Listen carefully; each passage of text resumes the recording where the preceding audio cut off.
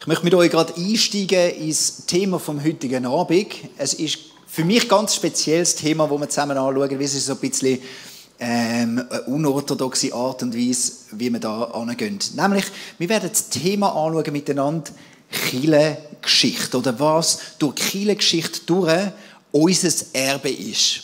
Und für mich ist das ein Problem, das Thema, weil wenn ich mit Menschen rede in meinem Alltag, viele wissen dann auch schnell, du bist Pfarrer. Und dann kommt so, spüre ich so, wenn es um Kirche geht, das kennst du vielleicht auch, gibt es so ein bisschen eine ablehnende Haltung. Und ich glaube, das kommt auch nicht von ungefähr, weil sehr oft, wenn wir über Kirche reden oder Kirche hören, dann hören unsere Freunde, sehr oft kommen die Medienartikel, zum Beispiel Kirche, okay, Kirche, das bedeutet Skandal. Zum Beispiel in der katholischen Kirche sind doch jetzt so viele Skandale gewesen, zum Beispiel mit Kindesmissbrauch und endlich kommt das führen und die Kirche ist doch da, die hat das alles vertuscht. Oder letztens hat NZZ auch einen Artikel gebracht, wo sie gesagt haben, ja, jetzt endlich haben die Reformierten auch ihren Sexskandal. Das ist vor 2 Monaten ist der Artikel gekommen. Und du weisst auch, sobald ich nachher mit ICF komme, dann ist das Bild, das die Menschen meistens auch haben, wenn es um Kirche geht, ums ICF geht, ist so ein das, was sie da haben. ICF-Kirche, Freikirche ICF, wenn der Teufel am Werk ist. Was für ein Skandal. Das ist so eine Art von Prägung, die da ist. Und schau, ich merke, die Medien haben in vielen Sachen, glaube ich, eine sehr wichtige Aufgabe, auch in der Kirche, weil sie zum Teil Sachen vorbringen, das Licht bringen auch, wo in der Kirche wirklich nicht gut laufen. Aber ich merke, wenn man um das Thema redet, auch Kirchengeschichte, dann löscht es mir sehr oft selber auch ab, weil meine Einstellung ist, Kirchengeschichte, das ist vor allem Skandal. Kirchengeschichte, das Erste, was mir in den Sinn kommt, sind die Kriegszeuge, wie viele Tausende oder Millionen von Leuten sind echt gestorben wegen der Kirchengeschichte oder nachher auch vielleicht vorher noch auch die Verfolgung von Hexenverfolgung oder Verbrennung, wie viele Leute sind ersäuft worden, weil sie andersgläubig sind, auch da in dieser Stadt Zürich und nachher die ganze Geschichte auch mit dem Ablasshandel, wie Kirche mit Geld umgeht und da ist so viel Dreck am Stecken und wenn man über Kirchengeschichte redet und da sollte ein Erbe drin sein für uns, etwas Gutes, das wir rausnehmen, dann habe ich meine Fragezeichen, weil Kirche gleich Skandal. In der Kirchengeschichte hat es wirklich viel Skandal, das ist ja so. Man kann sagen, hey, in der Kirche menschelt es immer wieder. Das ist wirklich so. Und trotzdem sehen wir an der Kirchengeschichte, dass Gott immer wieder wirkt. Mega viel Skandal, aber trotzdem Gottes Herrlichkeit, die kommt zum Ausdruck. Und das werden wir heute Abend einfach zusammen anschauen. Die Spannung auch ein bisschen. Yes. Ich glaube, wenn wir da sind und unsere Geschichte anschauen, darf man nicht vergessen, dass Gott eben seinen Plan hat in allem drin. Und das ist noch ein Bibelvers, hast du den gerade da? Oh ja. Den müssen wir den Menschen noch geben. Ich kann mein Face ID trotzdem, dass ich eine Maske nicht anhabe, auch nicht. Hey, dort steht im Epheser 5, Vers 27, wahrscheinlich könnt ihr auch mitlesen, so will er die Kirche herrlich vor sich hinstellen, ohne Flecken oder Falten oder andere Fehler. Heilig soll sie sein, ohne und makellos. Ohne Marke soll die Kirche sein. Und das ist der Plan, den Jesus hat für die Kirche. Amen. Und darum gehen wir heute Abend auf die Spuren, wo könnte es sein, dass Jesus selber so eifert um die Kirche. Und wo sehen wir in der Geschichte eben auch Gottes Herrlichkeit. Und ich habe extra den Einstieg so gemacht, weil wir nicht verschweigen, dass zum Teil in der Geschichte Sachen extrem falsch gelaufen sind. Aber wir wollen heute Abend nicht verschweigen, dass seit eh und je Gott eben für seine Kirche kämpft. Und dann wollen wir auf die Spur gehen und viele Antworten auch bekommen, warum wir Sachen so heute machen können, hat immer auch damit zu tun, dass Gott in der Geschichte schon an seiner Kirche so wunderbar gewirkt hat. Wir haben es schon gesagt, heute Abend geht es um Kirchengeschichte. Und wenn wir über Kirchengeschichte reden, dann müssen wir auch überlegen, okay, was ist eigentlich der Ursprung der Kirchengeschichte, oder? Das Christentum, und das ist ja die Religion von unserer Kirche, oder? Das Christentum ist in Judäa entstanden, um genau zu sein, eigentlich in Jerusalem, es ist eigentlich wie eine Fortsetzung oder eine Weiterentwicklung vom Judentum. Das heisst, Jesus ist gekommen und er ist gestorben am Kreuz, er war der Messias. Und die das geglaubt haben, sind eigentlich die ersten Christen gewesen. Aber sie haben sich noch gar nicht so bezeichnet. Das Wort Christ, das hat es dort noch nicht so gegeben. Sie haben einfach gefunden, es ist eine Weiterentwicklung vom Judentum, ist ja klar. Genau. Aber es ist natürlich noch weitergegangen. Oder? Wir lesen in der Bibel von Missionsreisen von Paulus, wo zum Beispiel in verschiedene Städte gegangen ist. Er hat einen Brief nach Rom geschickt. Und so hat sich das Christentum eigentlich verbreitet. Es sind andere Leute auch noch gewesen, also nicht nur der Paulus, sondern ganz viele Leute haben eigentlich gesagt, hey, ich glaube das, ich bin so davon überzeugt und ich will rausgehen in die Welt und ich will, dass andere das mitbekommen. So hat sich das verbreitet. Und dann kommt etwa so eine patristische Epoche, heisst das. Die fährt etwa bei 100 an, also da, ihr seht es, wir haben einen Zeitstrahl für euch, fährt die patristische Epoche an. Und es ist noch spannend, weil dort lesen wir in verschiedensten Texten, zum Beispiel von einem römischen Gouverneur, der schreibt, hey, er schreibt einen Kaiser und sagt, du, ich weiß gar nicht, wie ich mit diesen Christen umgehen soll. Man hat nicht gewusst, ich meine, die haben so einen anderen Glauben gehabt und die haben es anders ausgelebt und sie haben ihre Hausgemeinde gehabt und es war irgendwie komisch gewesen. Man hat nicht gewusst, was macht man mit denen, wie geht man mit dem um. Oder später, zum Beispiel im Jahr 197, hat Tertullian, heisst er, das war einer der ersten Apologeten gewesen. Und er hat gesagt, hey, das Christentum ist im Fall in ganz Nordafrika schon angelangt. Und Leute glauben das, sie hören das und sie glauben es. Und dann, erst später, erst im Jahr 313, hat Konstantin eigentlich das Christentum legalisiert im Römischen Reich. Aber es ist dort immer noch nicht eigentlich anerkannt gewesen als die Religion vom Römischen Reich. Das ist erst später passiert im Jahr 380.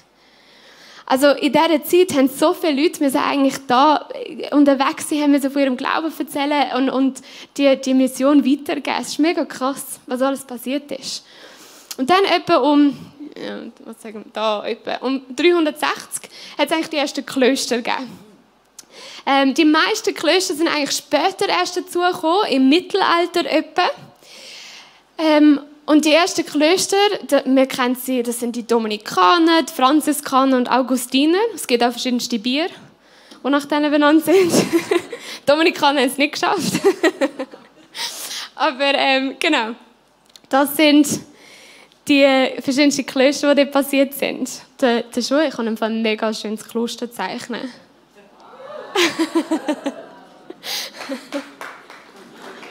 Ein Applaus für den Schuh.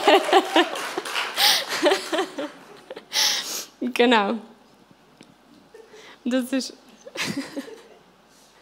macht es wirklich gut. Könnte Lehrer sein, habe ich das Gefühl, nicht? Und die Klöster sind zwar später noch viel grösser geworden, haben wir noch ein bisschen ausgebaut und trotzdem haben sie da schon eigentlich das ausgelebt. Sie haben Leute ausgebildet, sie haben ihren Glauben geteilt und es hat in der Kirchengeschichte einen riesen Unterschied gemacht, dass es da Klöster schon gegeben hat und es hat auch später noch einen Einfluss. Ich gehe nachher noch darauf ein. Ich bin letztes Jahr, vor ein paar Monaten, bin ich mal wirklich in so ein Kloster gegangen. Vielleicht kennen ihr das Kloster St. Gallen. Sind St. Galler da? Super. Ich habe ja ein grosses Herz für die Ostschweiz. Für die, die es nicht wissen. Und ich war dort im Kloster St. Gallen und ich habe dort ein bisschen wenn du in die Bibliothek hineingehst, die ist sehr berühmt. Und so ein bisschen das Leben versucht, drin hineinzuschauen, was hat er geführt und wie hat er das gemacht und wo ist er hin. Und ich habe gemerkt, Gott fängt an, zu mir reden und zu mir etwas offenbaren. Und ich habe dann im Nachhinein auch einfach noch nachgeforscht und bei dem nachgegangen. Und für mich ist etwas mega klar, habe ich ändern in meinem Denken. Ich habe immer gemeint, dass so viele Menschen gläubig sind da in Europa, das hat damit zu tun, dass die Politik einfach es einfach haben und gefunden haben, wir nehmen jetzt Christentum und alle sollen Christen sein. Das war mein Bild lang gewesen, aber ich habe gelernt über die Phase, dass Politiker haben einfach dann nachgezogen, aber der Grund, warum so viele Menschen gläubig sind oder warum christliche Nationen existieren, sind, weil es Menschen gegeben haben, die gesagt haben, wir gehen auf Mission.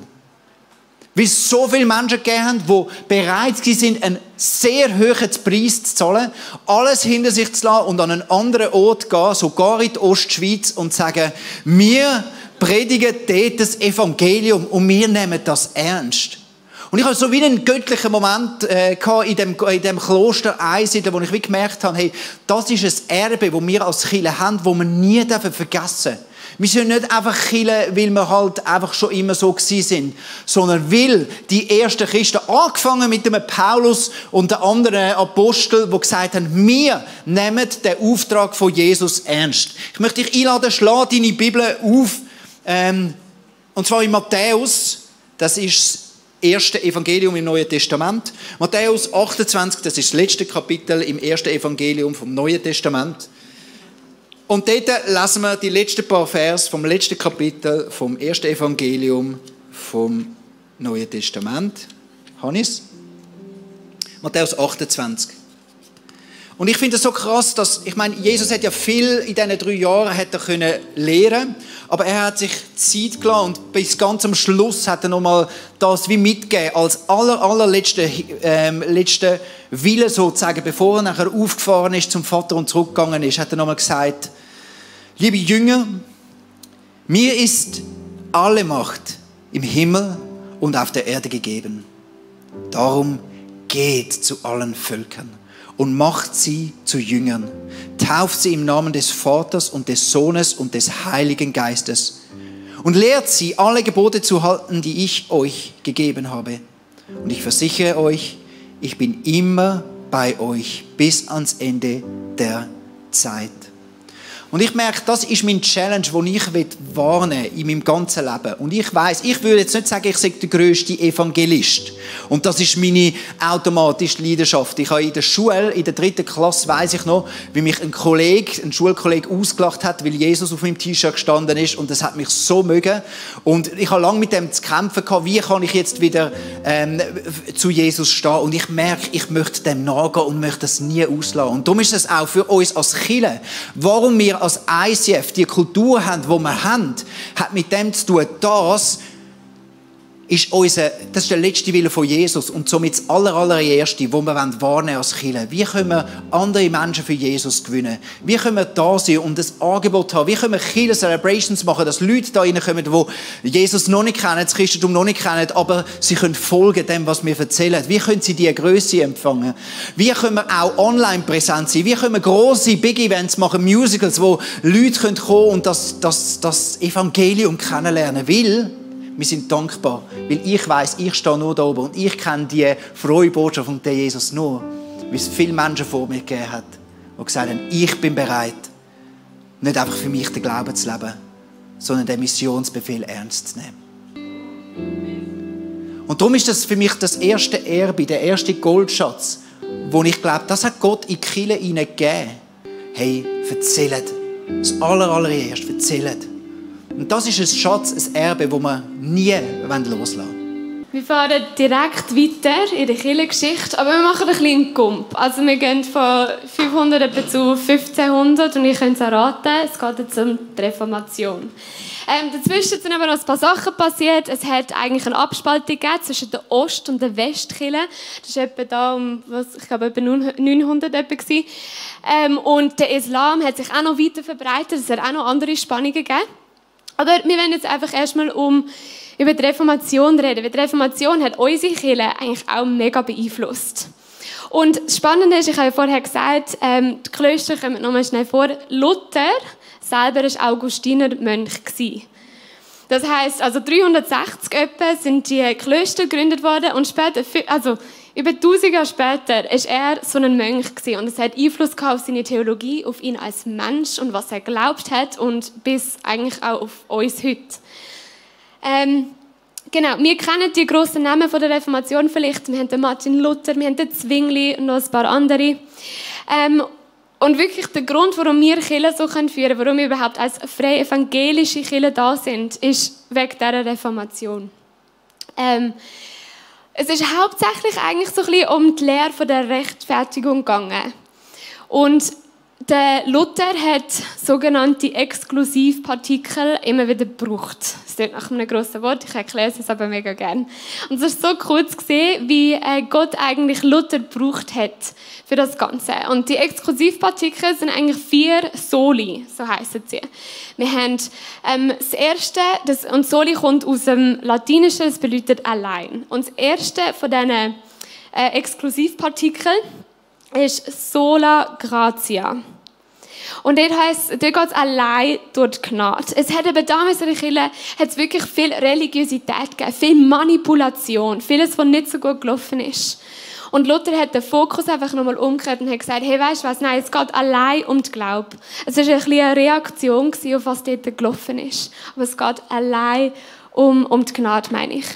Und das Nächste, was er gesagt hat von diesen Soli, man sagt nicht Solis, Christoph hat mich schon mal korrigiert. Es heisst Sola ist das Einzelne und Soli ist Mehrzahl. Und das Nächste von diesen Soli ist Sola Fide. Und Sola Fide heisst allein der Glaube. Das heisst, es geht allein um die Gnade und allein um den Glauben. Und wenn wir das anschauen, das sind so riesige Begriffe, die wir vielleicht immer wieder hören. Aber damals war die Kirche gar nicht so normal, oder? Es ist eben wirklich krass, ich möchte das schnell rausstreichen. Die Reformation und die Gedanken, das ist brutal entscheidend für uns und auf dem bauen wir auf. Für dich ist vielleicht logisch, dass wenn du da ankommst, dass du nicht nur auf Leistung dein Leben aufbauen musst, wobei so logisch ist es amigs ja dann gleich nicht. Wir werden ja dann gleich auch schnell selbstgerecht und haben das Gefühl, für unsere Errettung müssen wir dann gleich noch etwas tun. Und darum ist es seit so langem im 20s gerade uns spezielles Anliegen, dass wir so Serien machen, eben wie Sola Fide, wo wir das rausstreichen oder wo wir über Gerechtigkeit reden, wo wir das immer wieder uns einmassieren in unserem Denken. Hey, wir wollen fokussiert sein. Nicht unsere Selbstgerechtigkeit macht uns gerecht vor Gott. Nicht unsere Leistung, nicht das, was wir tun, sondern seine Gnade allein. Und dass wir an das glauben. Das ist das riesige Geschenk, das wir annehmen. Und wie schön, das ist das Evangelium, die Freiheit. Das ist Freiheit. Und dass wir das haben, hat damit zu tun, dass Gott etwas reingegeben hat, wieder in seine Kirche, wo er gemerkt hat, hey, ihr seid da, ihr zahlt Ablass, ihr tut die Leute müssen neu leisten oder sie müssen zahlen, damit sie Gerechtigkeit haben. Das ist nicht meine Botschaft. Kommt wieder zurück zum wahren Evangelium, das mein Sohn sein Leben gegeben hat. Das ist die Wahrheit und das allein. Sola gratia, sola fide. Mega kraftvoll. Und das ist immer noch das Fundament, das wir hier haben. Ich möchte jetzt etwas machen, wo entweder kommt es dir mega schräg rein, dann lass es einfach sein, oder du merkst, es ist genau eigentlich das Herz. Ich möchte nämlich jetzt ganz gezielt eine Kollekte einziehen. Weil, jetzt tun wir miteinander, wir tun das ja jeden Freitag machen. Und ich habe gedacht, ich mache jetzt etwas, was wir noch nie gemacht haben. Mitten in der Message ziehen wir eine Kollekte ein. Also nimm mal dein Nantel führen, wir machen das online. Nimm dein Nantel führen, auch wenn du Podcast schaust, möchte ich dich ermutigen, auch dann im Unplug, nehmen mal alle euer Nantel führen und gehen auf icf.ch/give.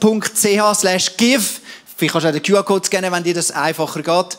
Und heute wollen wir uns ganz bewusst machen, dass wenn wir die Kollekte geben, wenn wir das mittragen, was wir da machen, ich meine, das funktioniert, weil so viele Menschen auch schon vor dir da schon mit committed haben und ihre Finanzen reingesteckt haben. Und heute wollen wir uns ganz bewusst da aus der Dankbarkeit auch rausgeben. Schau, unsere Rettung kommt nicht von dem, was wir leisten. Unsere Rettung kommt auch nicht von dem, was du spendest in die Kirche. Das ist Grosszügigkeit. Das ist eine Antwort auf das, was Gott da hat. Aber wie schön ist es doch, dass wir einfach auf der Gnade unser Menschenleben, unser Glaubensleben bauen können. Wie schön ist doch das. Wir können das wieder, du kannst das noch machen, aber wir gehen jetzt wieder in diesen Soli. Ich habe es richtig gesagt, gell? Schön, gell? Das nächste ist Sola Scriptura, also allein die Schrift. Luther hat ja die Bibel dann nochmal neu übersetzt und so haben eigentlich alle können auch die Bibel lesen, also alle Deutsche in ihrer Sprache die Bibel lesen, die Schweizer auch. Super. Zürich Bibel. Und er hat gesagt, hey, schau, die Schrift, die führt zur Erkenntnis. Und in dieser Schrift lesen wir so viel Gutes. Also ich meine, allein das Gnade und Fide, also der Glaube, das lesen wir, das kommt alles von der Bibel, das ist alles von dieser Schrift. Und er sagt, schau, das ist das Fundament, auf dem wollen wir bauen. Wir wollen auf dieser Schrift aufbauen und wir wollen das ernst nehmen, was in dieser Schrift steht. Und darum hat er auch gesagt, schau, Sakrament, wenn wir auch wahrnehmen. Zum Beispiel Taufe, das ist ein Sakrament, das wollen wir weiterhin wahrnehmen. Und das hat er wie zum Teil der Schrift auch mitzählt. Das ist der Grund, warum wir die Bibel so boosten. Du siehst uns auch mehr in letzter Zeit, dass wir selber die Bibel da oben haben oder dass wir dir sagen, hey, so, jetzt schlagen wir unsere Bibeln auf. Das machen wir jetzt gerade wieder. 2. Timotheus 3,16. Und warum machen wir das? Warum nerven wir euch damit, dass wir sagen, komm, wir tun doch zusammen die Bibel aufschlagen? Weil, wie schön ist das, jeder von uns kann in der Bibel schauen, was will Gott von uns? Wir sind alle auf Augenhöhe, haben alle den gleichen Geist, haben alle die gleiche Bibel daheim und können uns gegenseitig schleifen und gegenseitig mit dem auseinandersetzen und unser Leben auf dem aufbauen, was so klar ist. Und das ist nicht selbstverständlich, weil sehr oft werden Glaubenstheologien noch ein bisschen auf dem und auf dem Gespüren und auf Tradition, aber wir haben das Wort Gottes, das selber von sich sagt. Ich bin im 1. Timotheus 3,16, sorry. Nein, in der 2. Timotheus 3,16 dort steht, die ganze Schrift ist von Gottes Geist eingegeben und kann uns lehren, was wahr ist und uns erkennen lassen, wo Schuld in unserem Leben ist. Sie weist uns zurecht und erzieht uns dazu, Gottes Willen zu tun. Durch die Schrift bereitet Gott uns umfassend vor, wie schön ist das, I love it, und rüstet uns für alles aus, was wir nach seinem Willen tun sollen.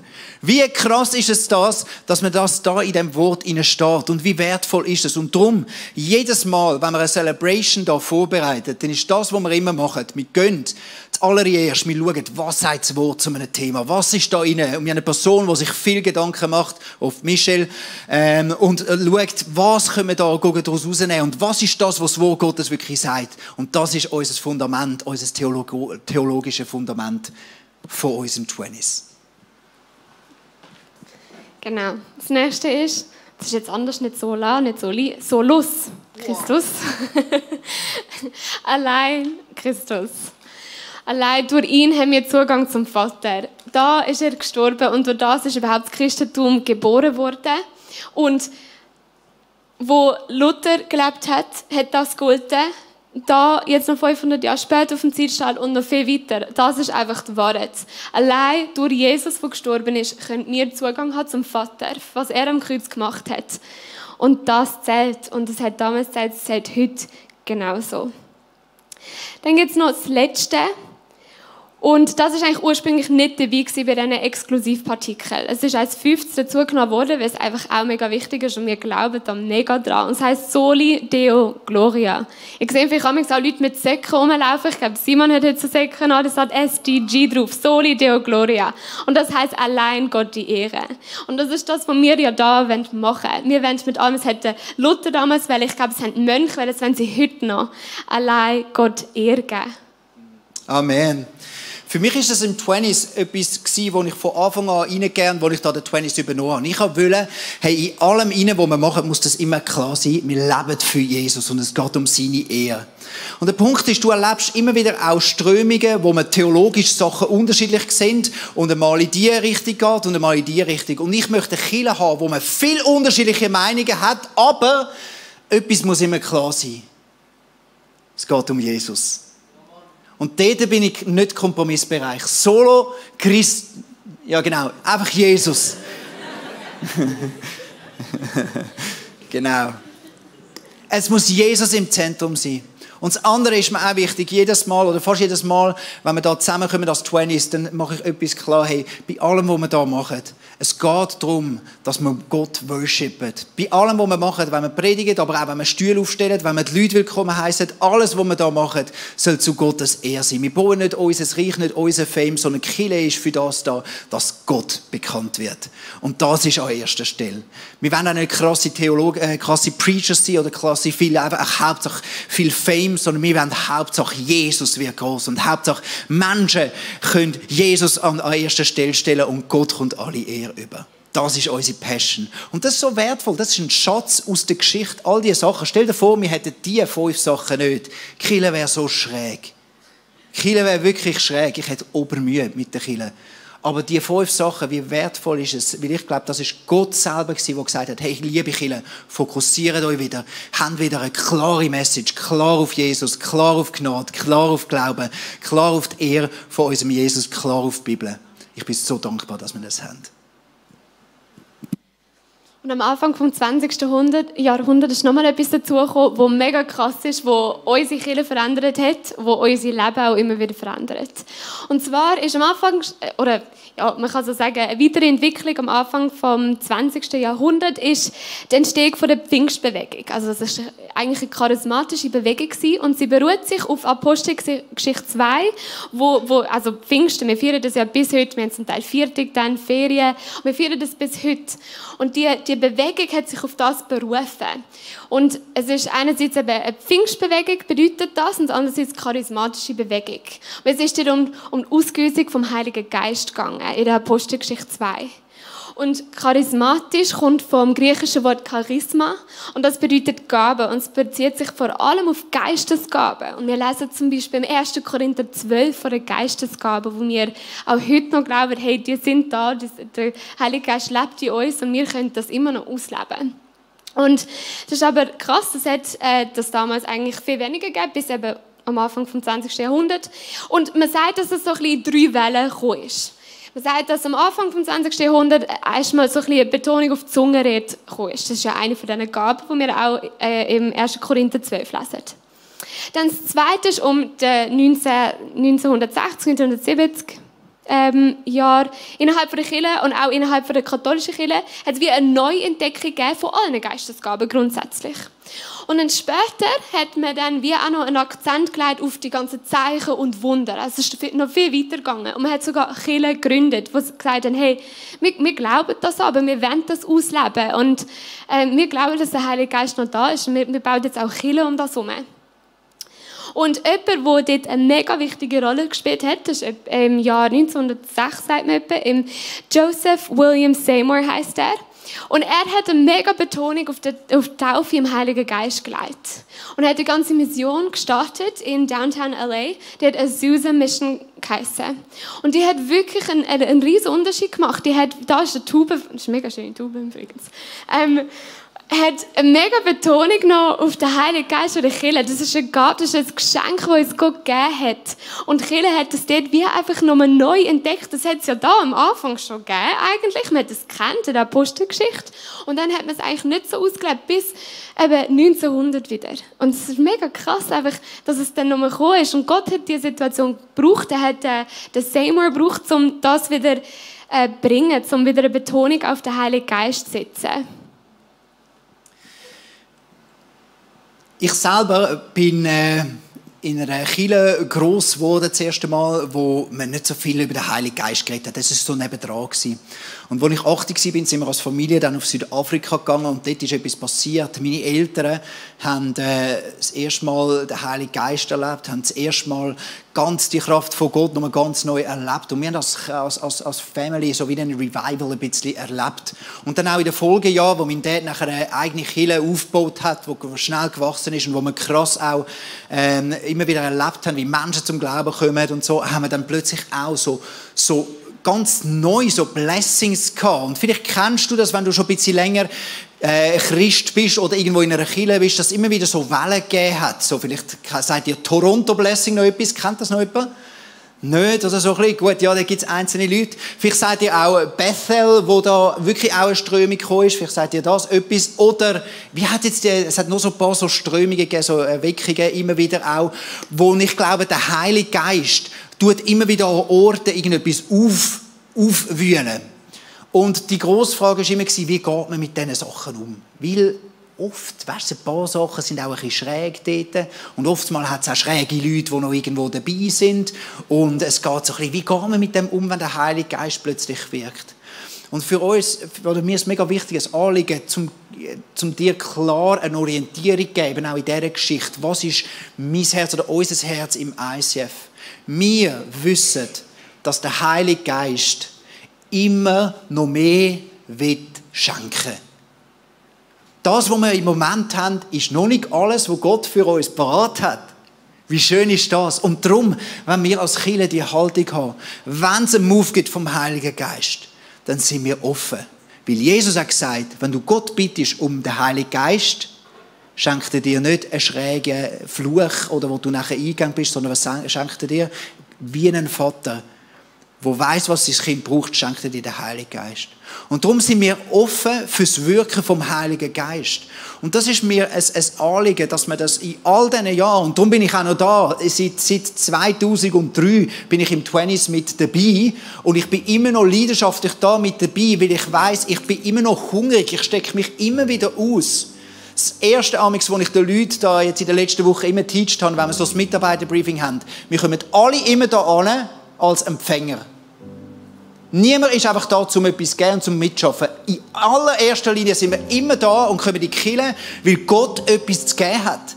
Und wir bleiben hungrig und wir bleiben offen und wir bleiben in Erwartung, dass die Geschichte noch nicht vorbei ist. Dass Gott durch seinen Heiligen Geist noch tun will. Dass Gott noch mehr Menschen erreichen will. Dass Gott uns noch mehr auf die Wahrheit und auf Jesus fokussieren. Und mit dieser Erwartungshaltung sind wir immer wieder da. Und das möge nie aufhören. Dass wir uns wieder ausstrecken, dass wir hungrig sind nach mehr von unserem Jesus und nach mehr Wirken auch vom Heiligen Geist. Liebe Freunde, das ist ein Schnellüberblick über das, was ich glaube, sind so ein paar Nuggets, die Gott in der Kirchengeschichte der Kirche geschenkt hat. Wir haben ganz bewusst mal das ausblendet, auch dass viele schwierige Sachen auch passiert sind und dass es menschelt, aber es göttelt eben auch fest in der Kirche. Und unser Fokus, liebe Freunde, soll nicht wegen der Menschen nicht auf Gott sein.